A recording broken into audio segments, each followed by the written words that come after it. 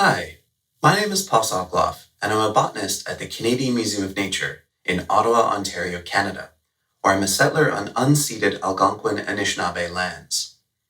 It is my privilege and responsibility to work documenting the plants and lichens of Inuit Nunangat in Canada.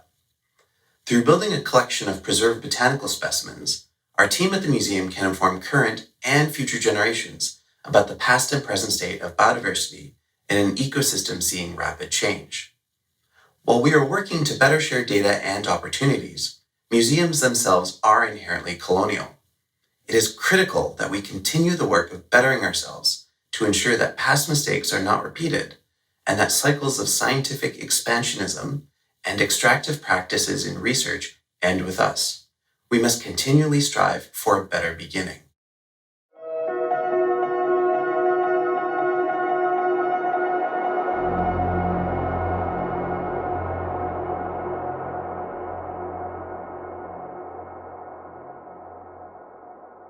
Last year's ArcticNet ASM saw members of the Inclusion in Northern Research team on your monitors and screens calling for greater efforts to include Inuit in Arctic research, to ensure support for Black scientists, Indigenous scientists, scientists of color, two-spirit, queer, trans, and non-binary scientists, and women scientists, and to center our long-excluded colleagues in the field, in the lab, and on the stage.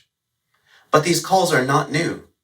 Inuit have long called for equal standing in research and to take the lead in understanding Inuit Nunangat. Not 3 years ago, youth from the Akarvik project stood at this very meeting speaking in Inuktitut to highlight the inaccessibility of much of what we do. And to quote Justin Milton, a member of that group from Midi-Madalik, Inuit are the original Arctic scientists. So, I ask us to consider, are we listening? Where are the voices that weren't here last year? One way we can recreate an environment of inclusion is to support and center Arctic research by Inuit for Inuit, and to support local programs such as the Inuit Nunangat Research Program.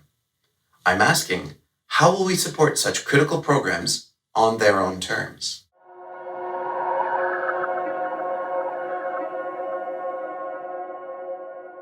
As researchers working on questions across Inuit Nunangat, our work often takes us out into the field, be it on the water or on the land.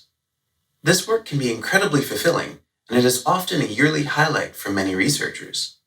But due to the colonial and patriarchal history of fieldwork, it can also be fraught and many times unsafe for Inuit, BIPOC, women, queer, trans, and non-binary scientists. So, how are we working as a community to ensure the safety of our excluded colleagues in the field, in the lab, or on the stage?